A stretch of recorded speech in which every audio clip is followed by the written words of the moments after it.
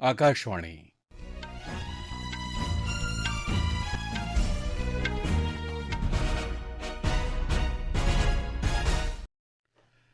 दीपक वेलणकर राष्ट्रीय बातम्या देत आहे. ठळक बातम्या. सार्वजनिक शिधावाटपासाठी राज्यांना निधी देणारी सार्थक योजना 16व्या वित्त आयोगाच्या कालावधीत पुढे राबवायला केंद्रीय मंत्रिमंडळाची मंजुरी. आसाममध्ये समान नागरी कायदा आणणारं विधेयक विधानसभेत मंजूर. देशाचे पहिले प्रधानमंत्री पंडित जवाहरलाल नेहरू यांना पुण्यतिथीनिमित्त देशाची आदरांजली. बिहारमध्ये झालेल्या मतदार याद्यांच्या सखोल पुनरीक्षणाच्या वैधतेवर सर्वोच्च न्यायालयाचं शिक्कामोर्तब. महाराष्ट्रात पंढरपूर वारी आणि अतिवृष्टीच्या कालावधीत SIR राबवू नये अशी प्रदेश काँग्रेसची मागणी. आणि प्रसिद्ध क्रीडा प्रशासक आणि नेमबाज राजा रणधीर सिंग यांचं निधन. आणि आता बातम्या विस्तारानं. सार्वजनिक शिधावाटपासाठी राज्यांना निधी देणारी सार्थक PDS योजना 16व्या वित्त आयोगाच्या कालावधीत पुढे राबवायला केंद्रीय मंत्रिमंडळानं मंजुरी दिली आहे. माहिती आणि प्रसारण मंत्री अश्विनी वैष्णव यांनी आज नवी दिल्लीत मंत्रिमंडळ बैठकीनंतर बातमीदारांना ही माहिती दिली. कृत्रिम बुद्धिमत्तेच्या साहाय्यानं सार्थक PDSमध्ये 3 प्रणाली विकसित केल्या आहेत असं त्यांनी सांगितलं. लाभार्थ्यांना नोंदणी सांभाळण्यासाठी निर्मल तर तक्रारीवर दाद मागण्यासाठी आशा ही बहुभाषक प्रणाली तयार केली आहे. वितरण व्यवस्थेतल्या मालाची वाहतूक करणारे ट्रक किंवा इतर वाहनांची हालचाल सक्षम या प्रणालीमध्ये टिपली जाते. यातील बदलाबद्दल वैष्णव यांनी सांगितलं. इस प्रोग्राम में 3 बड़े सुधार आज अप्रूव हुए हैं। सबसे पहला, राज्य सरकारों के एजेंसीज राज्य में FCI का बड़ा गोडाउन होता है, वहां से डिफरेंट डिस्ट्रिक्ट्स में, डिविजन्स में फेयर प्राइस शॉप तक पहुंचाने का जो कॉस्ट होती है, उस कॉस्ट को सपोर्ट करेंगे। दूसरा, फेयर प्राइस शॉप्स हैं, उनमें डीलर्स का रेमुनरेशन रखा गया था, उसको बढ़ाने की जरूरत थी, तो वो भी फैसला लिया गया। और तीसरा फैसला, टेक्नोलॉजी का यूज करके पब्लिक डिस्ट्रीब्यूशन सिस्टम को हम कैसे मॉडर्नाइज कर सकते हैं। या निर्णयाच्या अंमलबजावणीसाठी 25,530 कोटी रुपयांची तरतूद करण्याचा प्रस्ताव देखील आजच्या बैठकीमध्ये मंजूर झाला.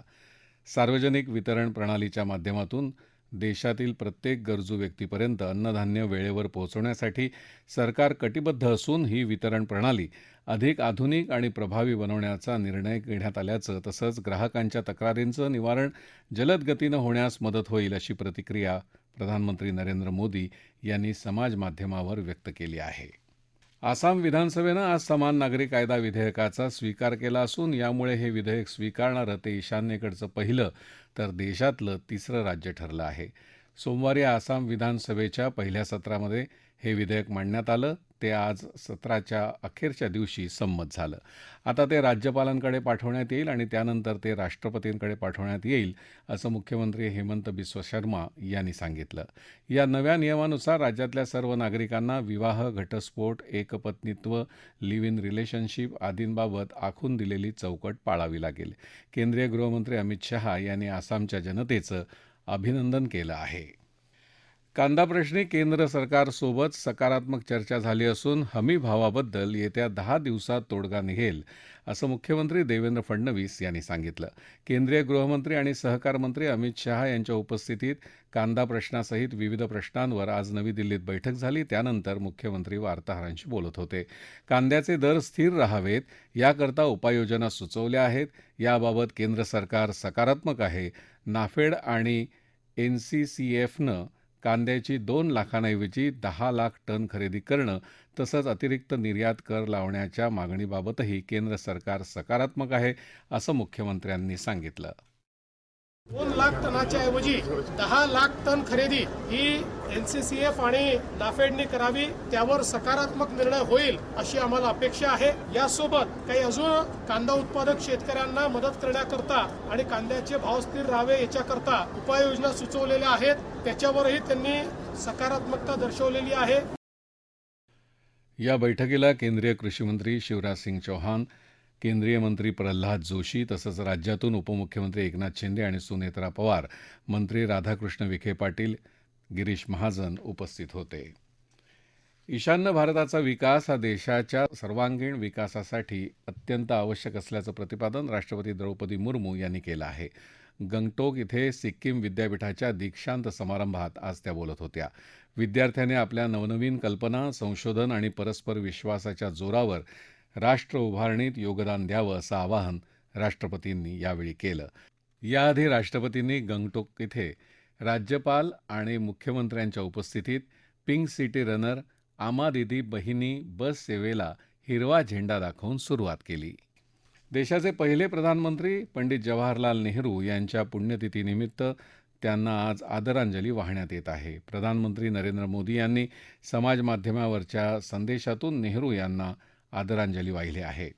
नवी दिल्लीत शांतीवन येथे पंडित नेहरूंच्या समाधीस्थळी काँग्रेसचे अध्यक्ष मल्लिकार्जुन खरगे, लोकसभेतले विरोधी पक्षनेते राहुल गांधी तसंच इतर अनेक नेत्यांनी पुष्पांजली अर्पित केली. लोकसभेचे सभापती ओम बिर्ला यांनी देखील प्रथम प्रधानमंत्र्यांना आदरांजली वाहिली आहे. या राष्ट्रीय बातम्या आकाशवाणीच्या मुंबई केंद्रावरून देत आहोत. आकाशवाणी मुंबईच्या AIR न्यूज मुंबई या इंस्टाग्राम पेजवर तुम्हाला दिवसभर महत्त्वाच्या बातम्या वाचता येतील. राष्ट्रीय बातमीपत्रात आपलं पुन्हा एकदा स्वागत. SIR अर्थात मतदार याद्यांच्या सखोल पुनरीक्षणाच्या प्रक्रियेच्या वैधतेवर सर्वोच्च न्यायालयानं आज शिक्कामोर्तब केलं.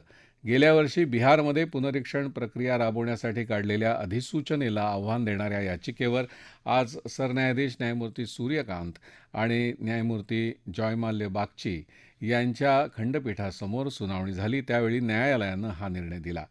जनप्रतिनिधित्व कायदा 1950च्या कलम 324 नुसार निवडणूक आयोगाला पुनरीक्षण प्रक्रिया राबवण्याचा अधिकार आहे. याद्वारे राज्यघटनेच्या मूलभूत तत्वांचं पालन होतं असं न्यायालयानं सांगितलं. SIRमुळे नागरिकत्व रद्द होतं हा याचिकाकर्त्यांचा दावा न्यायालयानं फेटाळून लावत निवडणूक प्रक्रिया ही यांत्रिक प्रक्रिया नसून मतदार याद्यांची अचूकता आणि विश्वासार्हतेवर अवलंबून आहे असं नमूद केलं.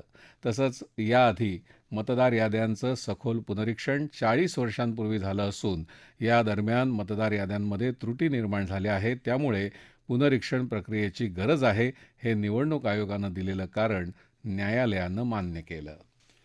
पंढरपूर वारी आणि अतिवृष्टीच्या कालावधीत SIR अर्थात मतदार यादी विशेष सखोल पुनरीक्षण कार्यक्रम राबवू नका अशी मागणी काँग्रेसचे प्रदेशाध्यक्ष हर्षवर्धन सपकाळ यांनी केली आहे.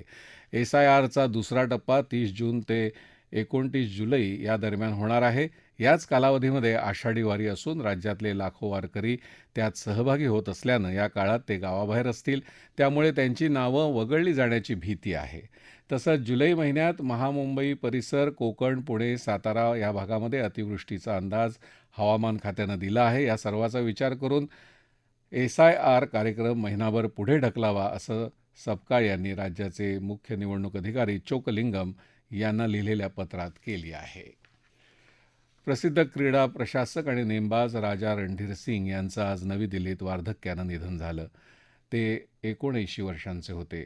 श्वसनाच्या त्रासामुळे गेले काही दिवस त्यांच्यावर रुग्णालयामध्ये उपचार सुरू होते.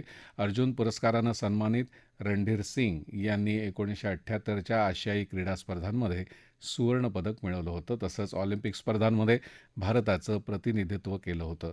इंडियन ऑलिम्पिक असोसिएशनचे महासचिव म्हणून ते इंटरनॅशनल ऑलिम्पिक कमिटीचे सदस्य म्हणून त्यांनी कामही केलं होतं.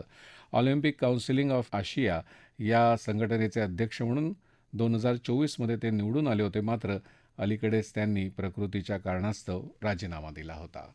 ठळक बातम्या पुन्हा एकदा.